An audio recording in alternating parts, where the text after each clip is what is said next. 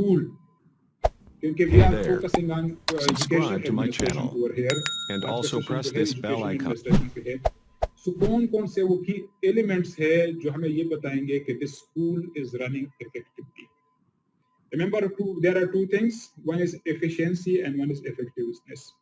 Efficiency कैसे कहते हैं कि आपको जो टास्क मिला था तो आपने मतलूबा टाइम के अंदर वो चीज खत्म कर ली. You are a very efficient administrator, manager और टीचर वगैरह वगैरह.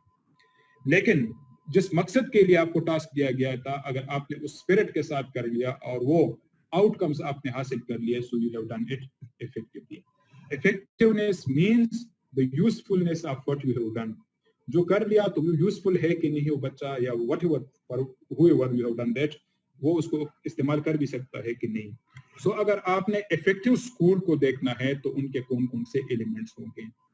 So these are the few Hey elements there. which I have taken Subscribe to from my training channel module, and also press जो this कि bell principles की icon. training के लिए develop हुआ था. And these are number one. Effective school के key elements में जो top पे रखा गया है, that is capable and committed teaching force.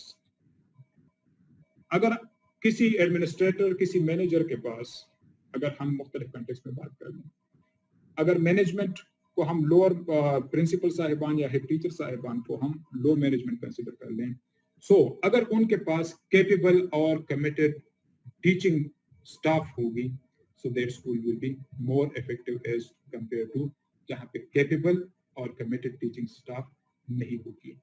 Committed से मुराद ये है कि हर बंदा अपने काम को एटलीस्ट काम समझे और जो भी इदारे की बेहतरी के लिए काम हो तो उसमें भी बढ़ चढ़ कर हिस्सा ले.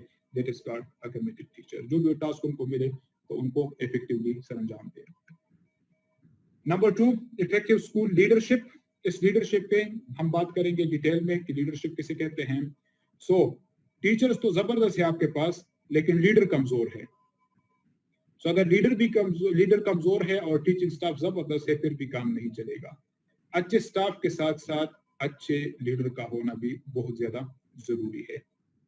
Now, how to become an effective leader? इसके बाद हम इस पे तफसील से बात करेंगे. फिर वो स्कूल जहां पर जो पेरेंट्स एंड कम्युनिटी की आपस में कोऑर्डिनेशन और कोऑपरेशन हो, that will be an effective one. आप लोग अपने अपने सूबों में देखें, NKP we are having PTC, Parent Teacher Council. बाहर ममालिक में PTA है, Parent Teacher Association. इस तरह से बलूचिस्तान का अपना एक सेटअप है जहां पर पेरेंट टीचर, और जिस तरह फाटा है तो वहां पर उनका अपना सेटअप है. सो वो सिस्टम्स, वो स्कूल्स जहां पर पेरेंट्स डायरेक्टली इंटरफेयर करते हैं स्कूल के मामलात में, वहां पर जहां पर इनकी जरूरत हो, या पेरेंट्स ख्याल रखते हैं स्कूल के मामलात का, so that is running effectively.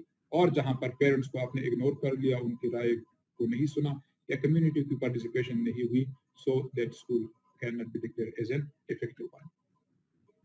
This is an important one. CPD जिसको कहते हैं Continuous Professional Development for Teachers. अगर आप national professional standards for teachers को देखें, NPSTs को भी जिसको भी कहते हैं national professional standards for teachers, NPSTs, तो उसका जो नवा नंबर है CPD, continuous professional development. CPD से मुराद ये है कि हर टीचर मुस्तकिल बुनियादों पर फ्रॉम टाइम टू टाइम अपनी कैपेसिटी को बिल्ड करने की कोशिश करे. नंबर 1, हर टीचर. नंबर 2, गवर्नमेंट या डिपार्टमेंट जो है वो फैसिलिटेट करे कि टीचर के लिए ट्रेनिंग प्रोग्राम्स वगैरह रखे ताकि वो अपने आप को प्रोफेशनली डेवलप करें. हम आमतौर पर टीचर्स को सुनते हैं कि कोर्स चेंज हो गया या ये टेक्नोलॉजी हम यूज नहीं कर सकते. What's the reason? उनकी CPD नहीं हुई. तो उनके कंटेंट पे तो उनका अबूर था, लेकिन हाउ टू टीच देम उनको ये चीजें पता नहीं थी. हाउ टू यूज ICT वगैरह दे डोंट नो. सो जिन टीचर स्कूल के टीचर्स की CPD होती है, सो वो ज्यादा इफेक्टिव होता है. नंबर नेक्स्ट वन के टीचर्स को की भी सुपरविजन होनी चाहिए. जो लीडरशिप है, it should supervise the teachers also. यानी टीचर्स को जो टास्क मिला है, so from time to time आपने लाजमन उनसे पूछना है, पीरियड सब कंटेंट वाइज भी पूछना है, असेसमेंट वाइज भी उनसे पूछना है कि क्या प्रोग्रेस है वगैरह वगैरह. वीकली और मंथली मीटिंग्स भी उनसे करनी है. If you don't keep a check and balance, سو انسانی فطرت ہے کہ جب ان کے اوپر چیک اینڈ بیلنس نہیں ہوتا تو وہ پھر دے فیل بٹ کمفرٹیبل, اور جب وہ کمفرٹ زون میں چلے جاتے ہیں so they don't work there much hard then. And it's also important relevant curriculum in terms of content.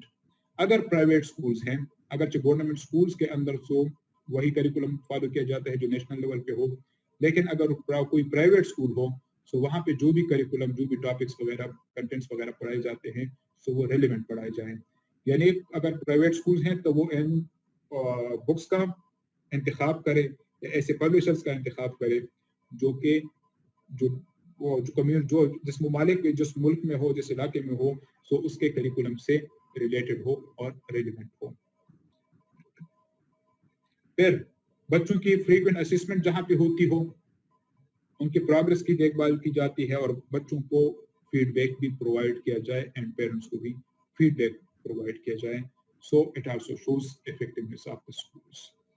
And the last one is conducive learning environment. Conducive learning environment سے مراد یہ ہے کہ آپ ایسا لرننگ انوائرمنٹ قائم کریں جہاں پر بچے feel safe, easy and secure. ایسا لرننگ انوائرمنٹ جہاں پر easy feel, safe and secure بھی فیل کریں, جہاں پر انکلوسیو ایجوکیشن بھی ہو. انکلوسیو ایجوکیشن سے مراد ہے, اس پہ اگرچہ آلریڈی ہم باتیں کر چکے ہیں, انکلوسیو ایجوکیشن مینس کہ جہاں پر ہر بچے کا خیال رکھا جائے, یعنی ایسا ماحول پیدا کیا جائے کہ جہاں بچے کا خود ہی پڑھنے کو جی چاہے, ان کو کوئی رکاوٹیں نہ ہوں. سو دیز آر دا کی ایلیمنٹس آف افیکٹو اسکول, کہ کسی بھی اسکول کے لیے بہت زیادہ ضروری ہے کہ یہ 8 ایلیمنٹس اس کے اندر موجود ہوں. اس میں سے کوئی چیز بھی missing who so we cannot declare that to be an effective school. So these were the few key elements. Hey there.